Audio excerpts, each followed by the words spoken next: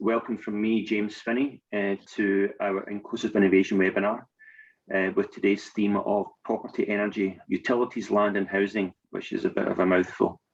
For those who don't know me, I am a Senior Business Advisor at Community Enterprise in Scotland, otherwise known as CEIS.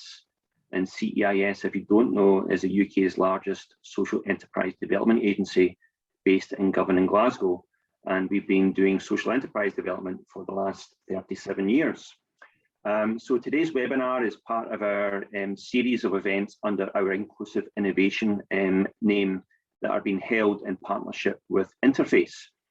So I'd like to just set the scene and tell you a little bit about the Inclusive Innovation Programme, which we at CEIS have developed in partnership with Interface. The programme is designed to raise awareness of the support and the resources that are available to organisations and individuals with innovative ideas and solutions that can help to address societal or environmental aims and objectives, either in Scotland or beyond. And the Inclusive Innovation Programme is specifically focused on facilitating and supporting innovation within Scotland's third sector. If you move the slide on.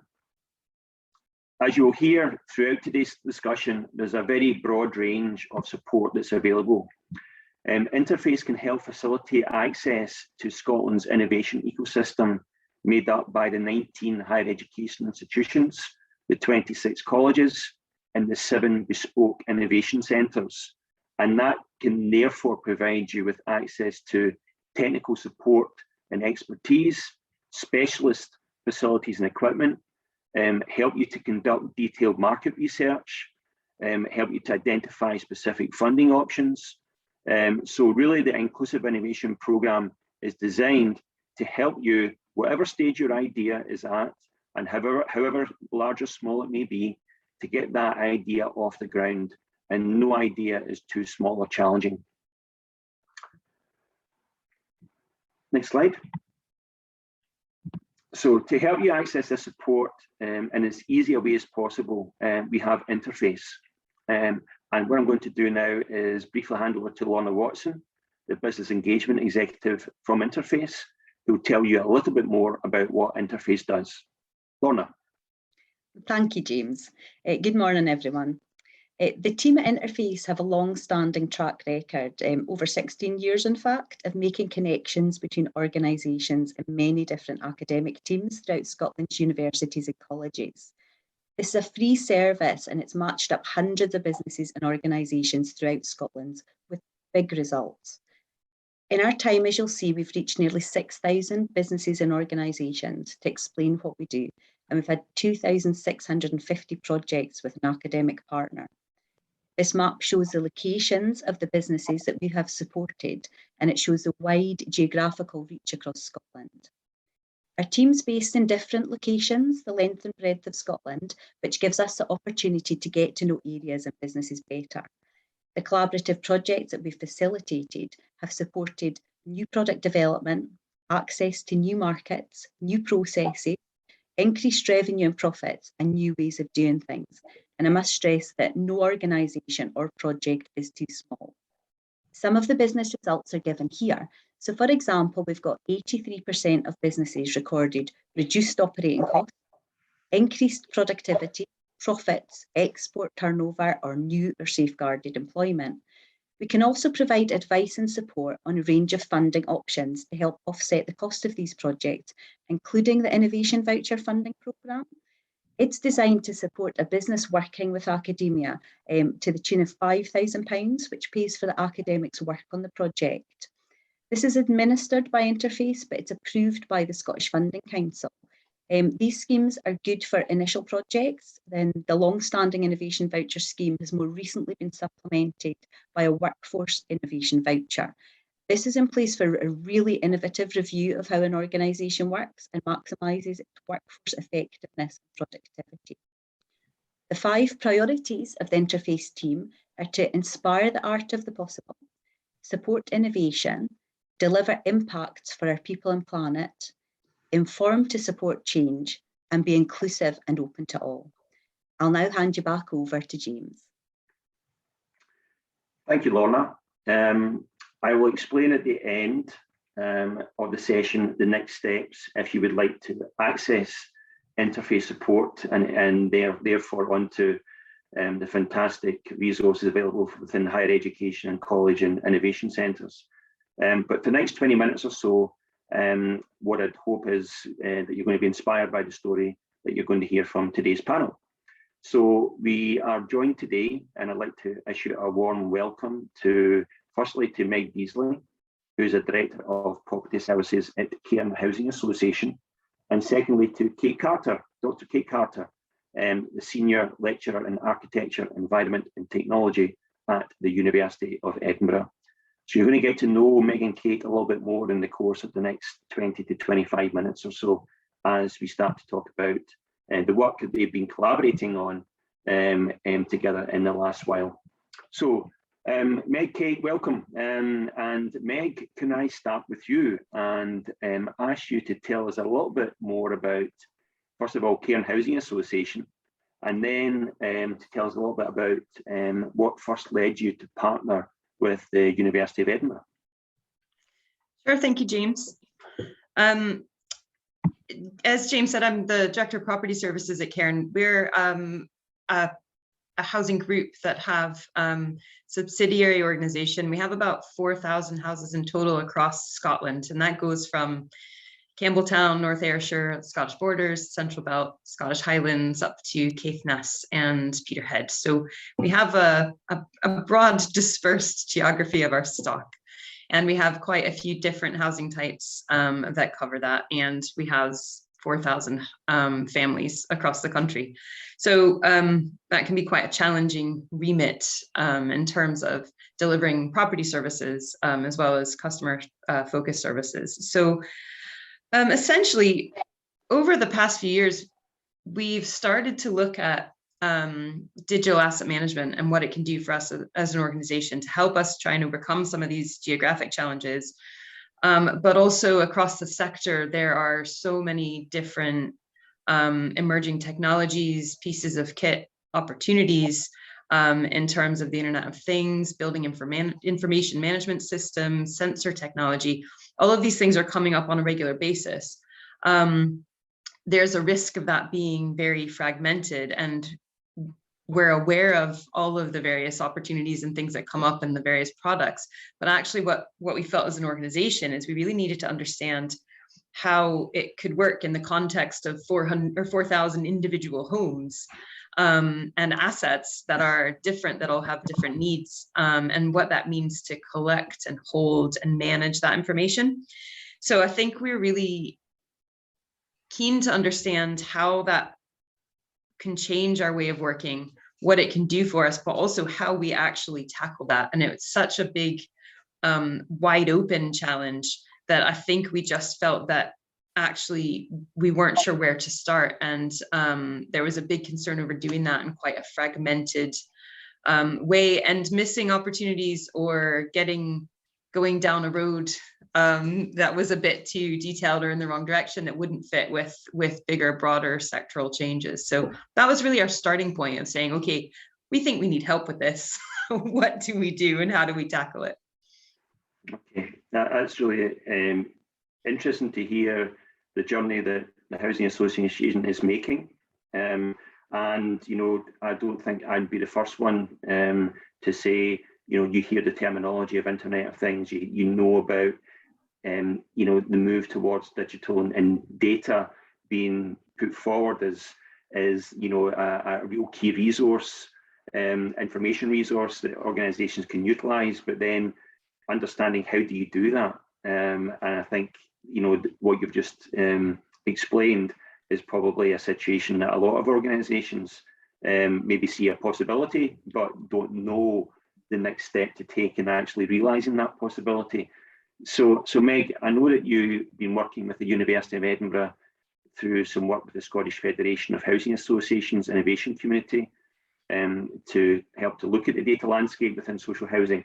So what value has there been to you engaging with the innovation community and the University of Edinburgh and any other partners as you started to take that journey? I mean, it's definitely helped us. And as you say, we are not the only ones facing this challenge. I think everyone is sort of looking around and saying, okay, well, how are you dealing with this? How are you dealing with this? The Scottish Federation of Housing Associations, the SFHA, recognized that there are quite a few of these strands of challenges that everyone was going through. And so got together various innovation-focused working groups to start trying to tackle these as a sector, which was really welcome. And that's how we got involved. And that's actually where the initial working relationship came about. And we actually started with sitting around a table, quite a lot of, workshop discussions and boiling it down to, well, what if we start with the life of a boiler? Let's just take one building block element that's in every house and say, okay, let's look at the data landscape of the life of a boiler. And that actually was a really effective way of trying to get right down to, well, what does that mean? And I mean, I think you might be surprised at the amount of kind of data interface points and interactions and things that we came up with in terms of not just how does it get used on a day-to-day basis? How do we decide what goes in the first place? What's the specification? How do we get information out of it? How do we diagnose repairs? When do we decide to replace it? What information do we have? So suddenly it kind of snowballs into this. So that's really where we started.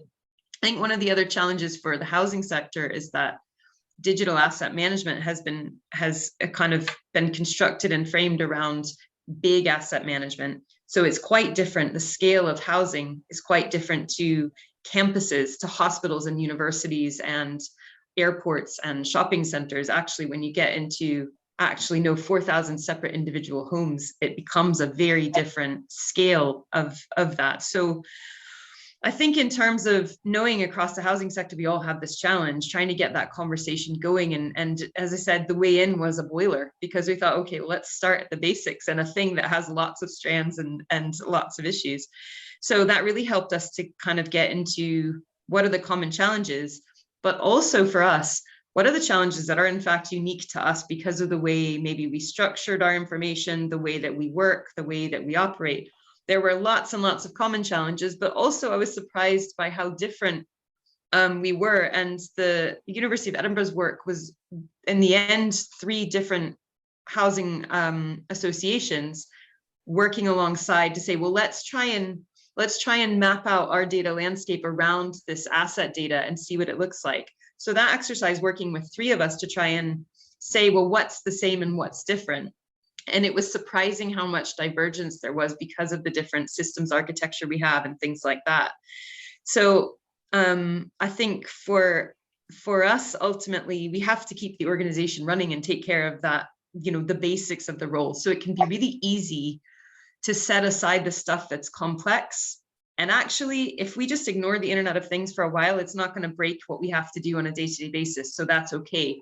But the problem is that goes on and on and on. And we end up in a position where we're at risk of missing out on these opportunities. So I think for us, being able to engage in the kind of group discussions and then those structured pieces of work with the university helps us actually move forward on a thing that just feels complicated, that just feels like, well, listen, I'm way too busy. I've got all this other stuff to deal with. That's something that's a bit extra, isn't it?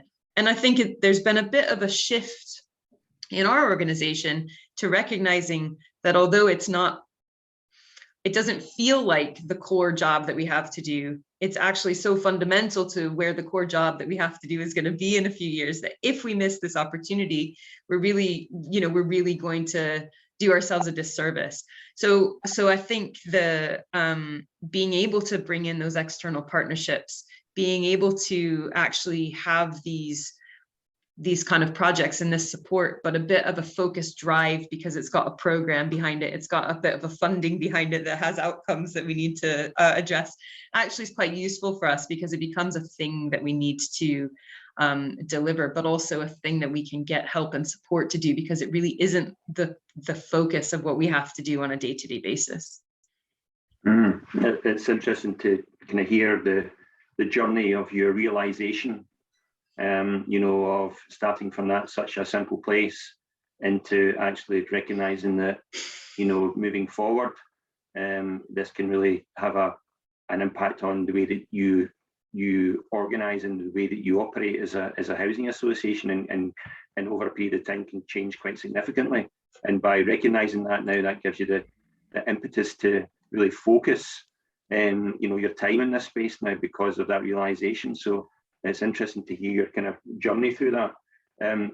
Kate, can I bring you in at this time? And now that we've heard from Meg about what Cairn do and how that initial thought process then evolved, and then starting to engage the University of Edinburgh. Can you give us a little bit of background about how you and the team at University of Edinburgh have been supporting Meg and the other organisations in helping to understand that data landscape? Yeah, so thanks very much for inviting me along, because it's great to talk about the work with Cairn and Meg. And I think before I go into some of the detail of what we've achieved so far, because it's a journey, we're not anywhere near complete or finished, is the opportunity that we had to come together as part of a network. And I think that's a really important message to share, partly for the benefit of this audience, because it's trying to demonstrate that working with the university is not some sort of golden thread to achieving the solution, but is an opportunity to bring in, I suppose, a different perspective. And so the way I joined the network was from another project that I've been working with a different housing association, and came into the group with obviously expertise and knowledge from an architectural background, but also a sort of an understanding of how to go about doing research. And I think Meg has raised a few issues in what she was talking about the project, in that working with the university allowed us all to have a bit of time and space to explore an issue and step back from it. And I think where we were able to work on the project effectively was to be able to bring in expertise from not just my school, which is the School of Architecture, but also a school within the university, Design Informatics, which has got huge expertise in data and the Internet of Things. And because we were able to do that, we were able to bring this different perspective of looking at the problem that housing associations are facing. And I think in doing that, we bring expertise, but we don't bring the answer. And I think that's something that's really important to recognise. Universities are not font of knowledge, but they enable different ways of thinking about a problem. So when we were looking at the data landscape, which actually is a term that is not new to us, but we started using it because it felt appropriate when we were trying to work out what was going on in terms of all the data surrounding buildings and people and energy use and all the complexity. So we started looking at how to map that data landscape on behalf of the 3 housing associations that were involved, and ultimately came up with a visual metaphor for all of that data. And I think that proved quite effective because it simplified this really complex reality of the Internet of Things, data, houses, people, into a way that you could visualize. And I think that proved really useful for the people who were party to the project that we.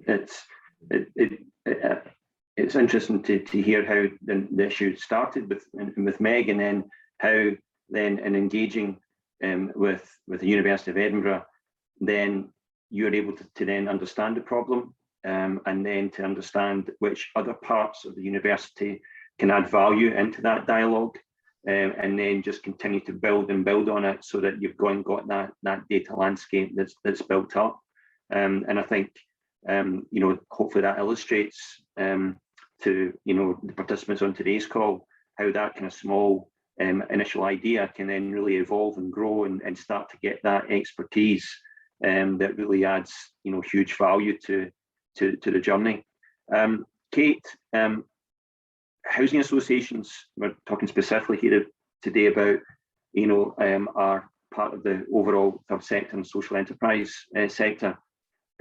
how important is it for the university to engage and support enterprises that have got a social or environmental impact? Yeah, so I'm here as an academic within the University of Edinburgh. So I'm not talking for the whole organisation, but actually the whole organisation has got a remit, a mission to work much more closely with communities. So that's part of the university overall vision.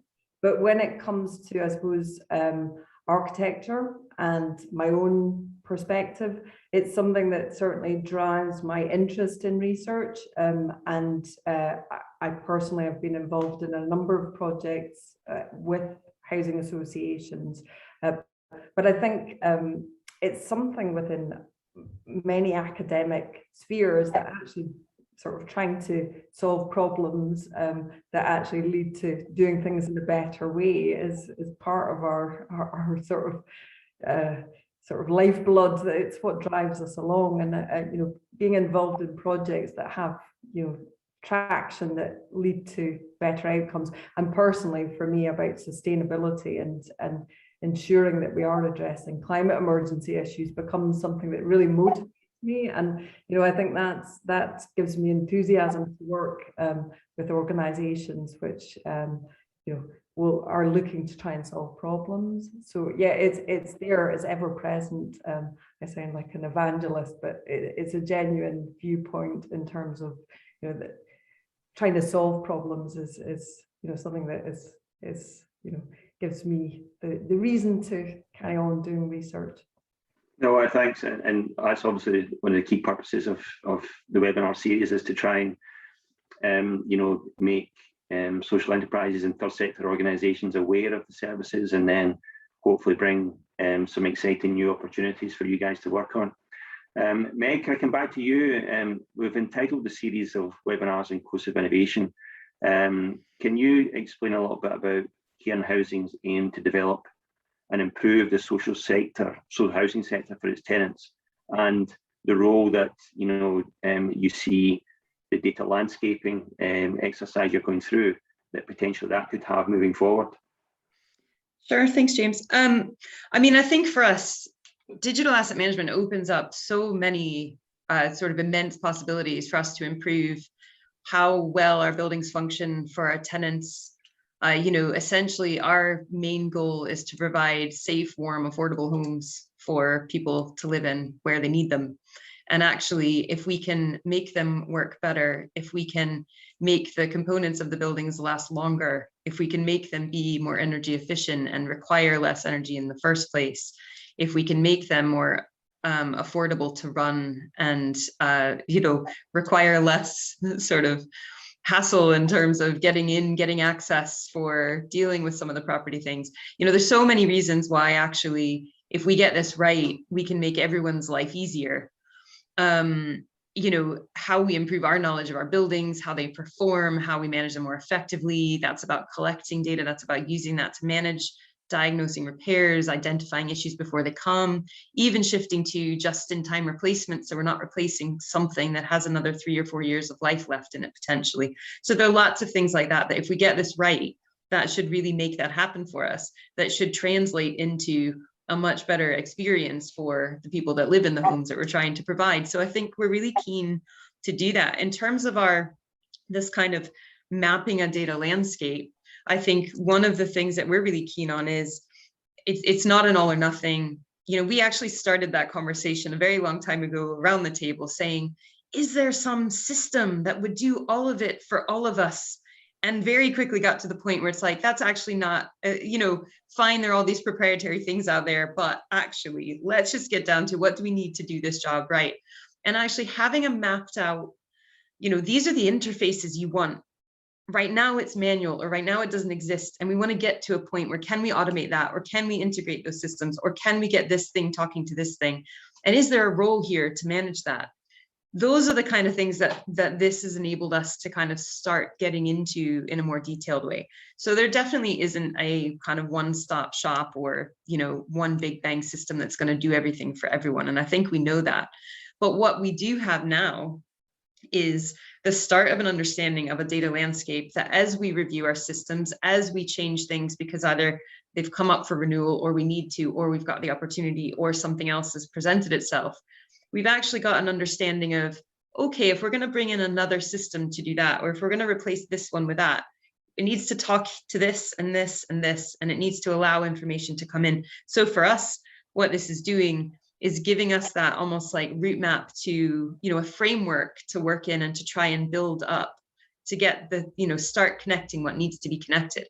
We were really struggling with that because actually, if I ask the person that needs GIS what they need it for, that's fine. If I ask the person, but suddenly we start mapping our antisocial behavior cases onto our so these sorts of things start to feed into each other and start to knit together. But that sort of mapping exercise is such a valuable tool for us to understand what those key relationships are, that now when we're bringing in an IT person to help with a systems architecture thing, we've actually got something that says, from a digital asset management perspective, we need it to be doing this for us.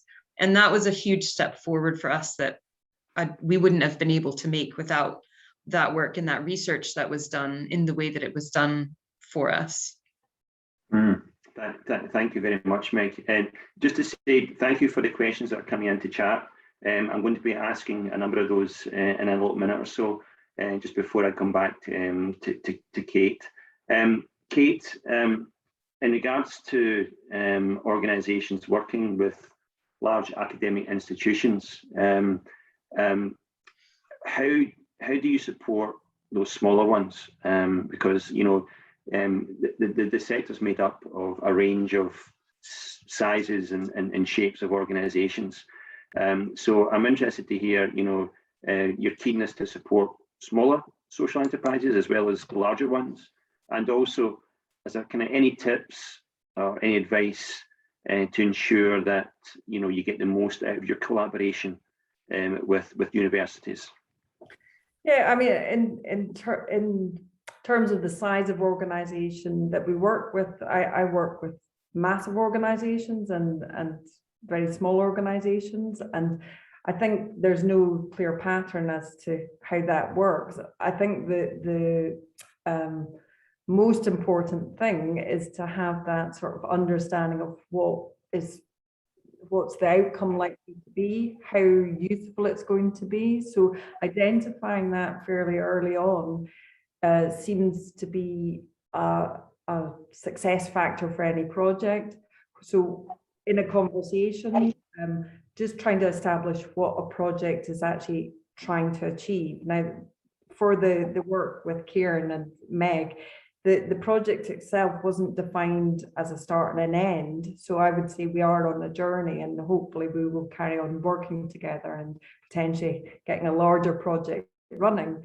But in terms of what we've achieved, has actually been very small pieces of work, which have been enabled partly by just networking, so we've just got together, and partly some of the data landscaping was achieved through small amounts of funding that were captured for work just to get done and allow us to move the project forward. And that would apply to very smaller organizations. I think you introduced the types of funding that are available. These enable really quite big steps forward. They don't allow huge amounts of time because of the money attached to them, but they allow really interesting work to happen. So, the size and the amount of money available doesn't always equate to, lots of successful output just because you have more money. So working with small organizations can be really productive in nuggets of work that can happen. So that's one thing. I think I've forgotten the exact question that you asked, James. Just go with it. I can just talk and talk. In terms of collaboration, I've already said setting out what you want from a project, what you actually hope to achieve. It could be very specific, so it could be very measured in terms of this is the thing we need to do.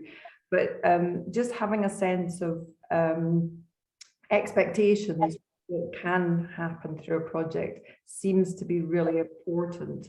And having that conversation to identify what sort of expertise might actually be needed for a project, and then the university, you know, and the researchers involved can collaborate to basically bring that, you know, together for a large or small project. And as I said already, there's always enthusiasm to do that. And that role of helping to specify exactly what you're looking for, that's the key facilitation role that Interface can really offer.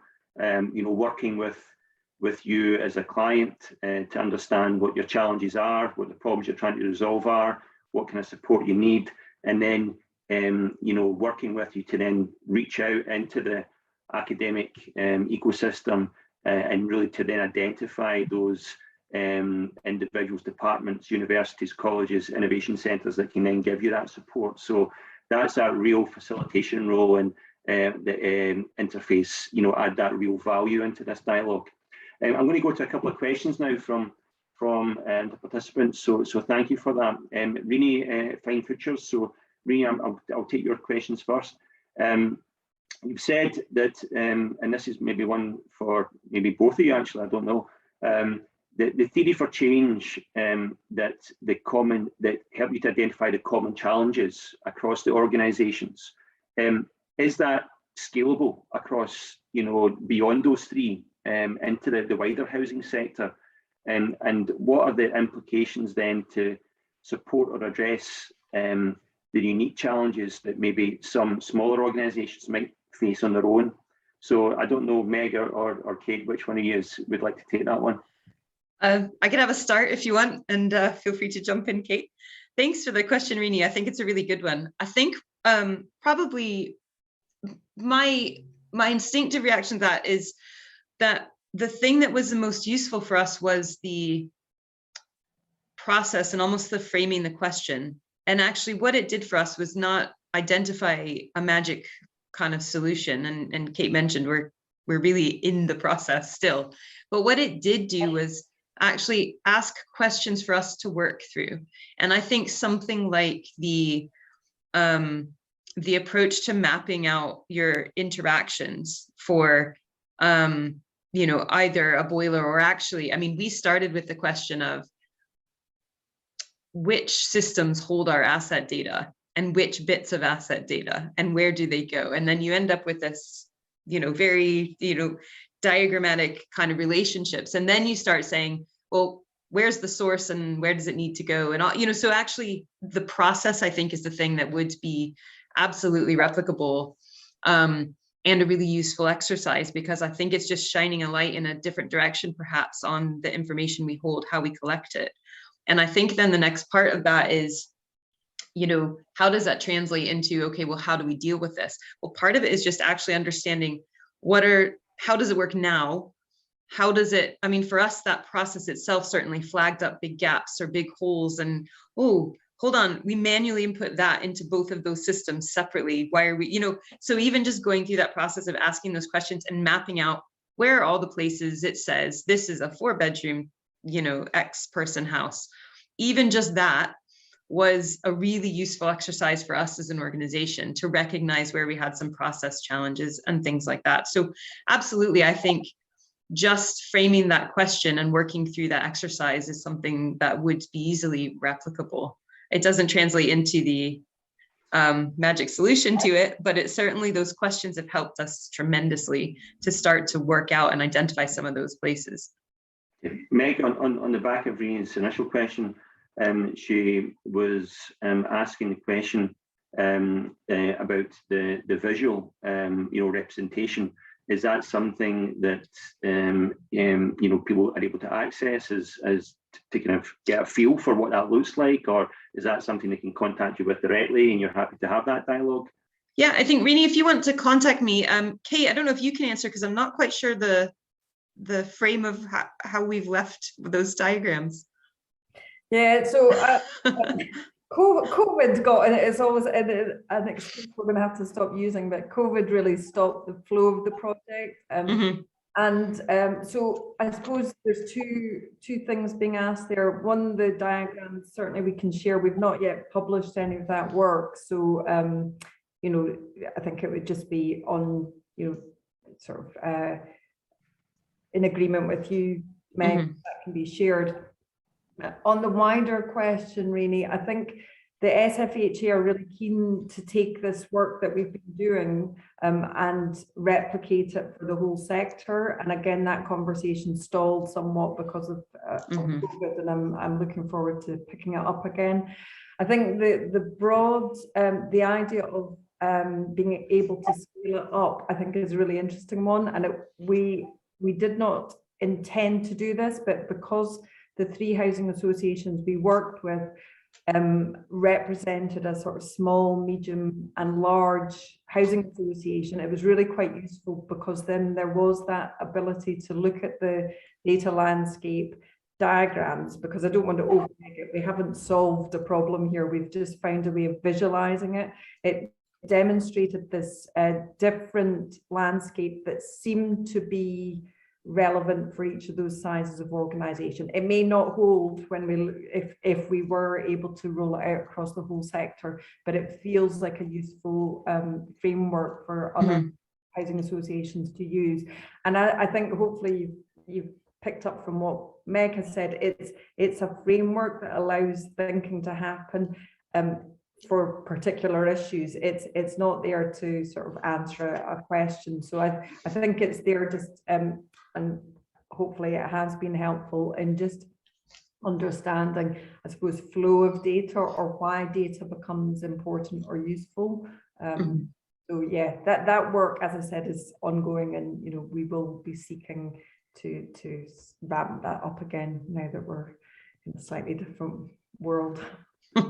Thanks, Kate. And Carla's actually come in as well and asked about being able to see that research. So Carla, I think in line with what the response to Rini, if you wanted to contact Meg directly, then I think you'll be able to have that conversation on a one-to-one basis. And Carla also, Meg asked a question basically saying you started with the life of the boiler.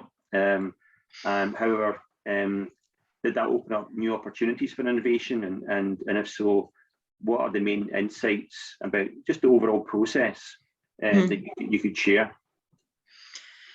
Yeah, I mean, it was really interesting because it was a really good way into the almost like how basic can we make this, you know, how elemental can we get about asking this question of, at that stage, quite a few different organizations were involved in the discussion. So it was a good way in, and a way in that was easily recognizable to everyone. So I think we used that at a kind of workshop seminar sessions as a big sector event with the SFHA, probably now about 2 years ago or something. And that was a really accessible way of discussing that.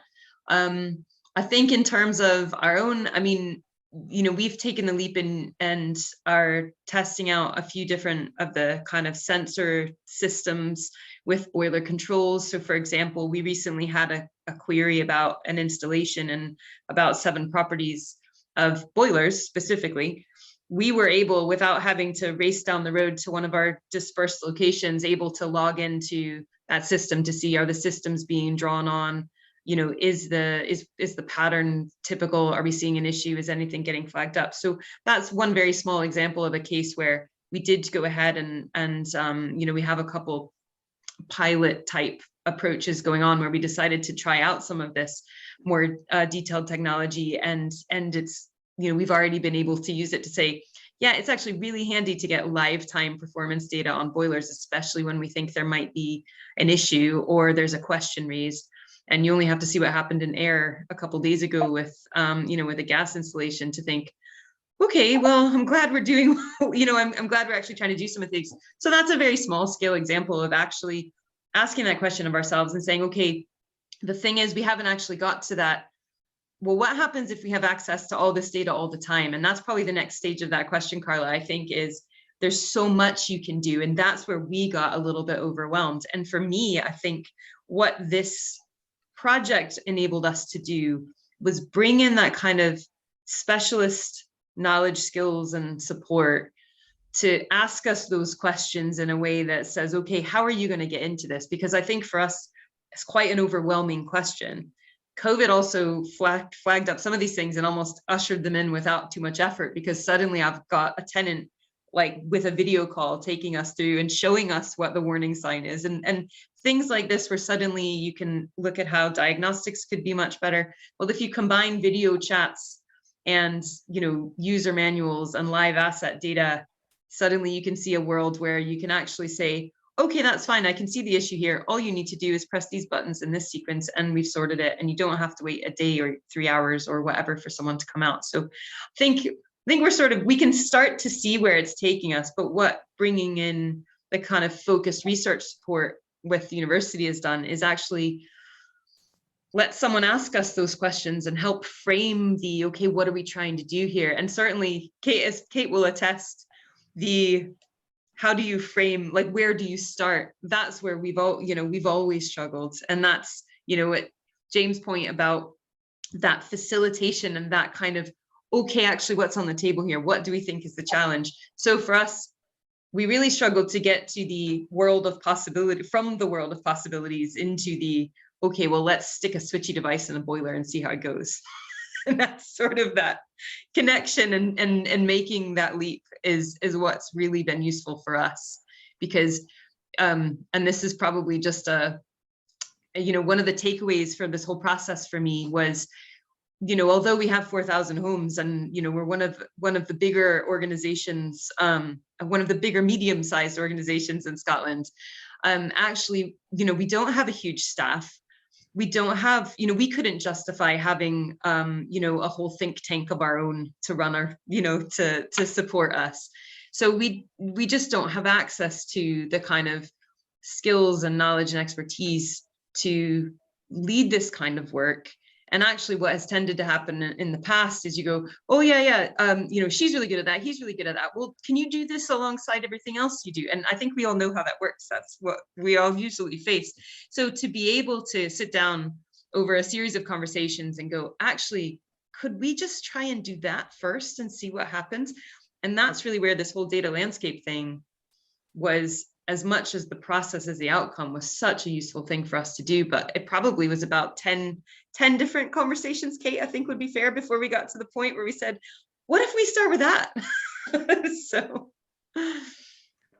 thanks, Meg. It's really, for me, it's been a really interesting insight to and all the points that yourself and Kate have made about, you know, the starting point, the realization of the opportunity, how you then engaged, you know, with the academic partners, the process they went through then to help you to really scope that out, and then, you know, the recognition that actually this is going to be probably a journey that it never ends for you guys, because of the possibilities that it's now starting to bring onto your focus. So thank you both for sharing that journey.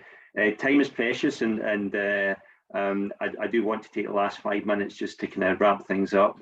So first of all, I'd just like to thank Meg and Kate for their fantastic insights, and hopefully that journey that they both described in those examples should hopefully give you a sense that, and I re-emphasize the point, that no matter the idea you have, no matter what stage it's at, no matter the potential scale of it, if you need support to be able to develop that and access fantastic expertise and capacity and experience and skill set that you would not be able to access within your organization, then, you know, going through interface to be able to access that into the academic sphere is exactly the reason why, you know, we're running these programs to make you aware of it. So what I'd like to do now is just take you through a couple of slides. Joe, if we can bring the slides back up, please, and just really just give you an overview of how it works. It's pretty simple, really. All you have to do is turn up to one of these events, hear from, and each of their events are thematic, so, you know, you can pick and choose which ones are relevant for you. Turn up to our events, just hear about the fantastic work that's ongoing, between social enterprises and academia facilitated by Interface. And simply, if you've got an idea that you want to discuss further, you basically go onto Interface's site there and just fill in a few details. And quite simply, then Interface will get in touch. They'll arrange a one-to-one discussion with you, just exploring a little bit more detail, and then start to work with you to understand the goals and objectives that you want to achieve. And then they will then work to identify and put a call out to the academic partners across the ecosystem to identify the right academic partner for you, and also can then help to explore funding through a number of different funding calls that they have access to. So it's very, very simple. Glenn's going to put the contact link into the chat. So if you want to just register your, even if it's an idea, if it's a nascent idea, just get in there and just, as I said, Interface will follow up with that. And you'll also get that link in the follow-up email after today's webinar. If you just nip on to the next slide. As we explained before, there are a number of funding opportunities to offset the cost of innovation, and Interface have got great visibility of these.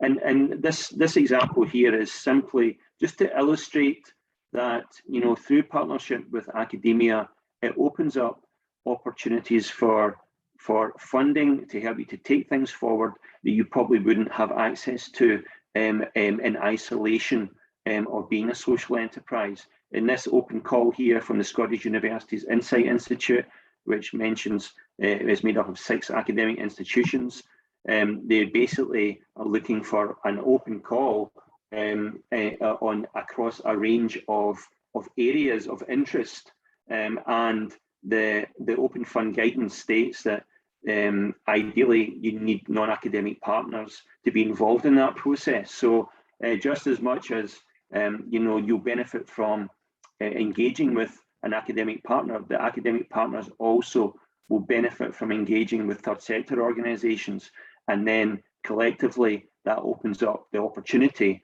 like this one to then take forward new ideas and then access funding that in isolation both parties may not be able to then progress. So just to illustrate that point of the potential that this offers, not just in expertise and experience and guidance and market research and skill set, but also what that opportunity opens up in regards to funding as well. If we go to the next slide, and just last couple of slides now from me, is just to emphasize that today is the 5th in a series of 14 thematic focus webinars that will be running on inclusive innovation up to the spring of 2022. And they're all going to be showcasing enterprises in different sectors, as you can see mentioned here, and we'll be bringing in new examples of social enterprises that have benefited from accessing academic support through Interface, you know, throughout that whole series, and some fantastic examples yet to come. Please, once again, as a last call, is to say, you know, the Inclusive Innovation Programme is here to help you as social enterprises, as third sector organisations. If you're a development trust, if you're a charity, if you, you know, whatever, a community interest company, whatever your form or structure, it's simply a question to say, if you've got an idea, if you want to access support to help take that forward, then through Interface, that's the mechanism for you to do that and access a fantastic experience that's out there to help you to take that journey. So thanks to everyone. Thank you for your time today.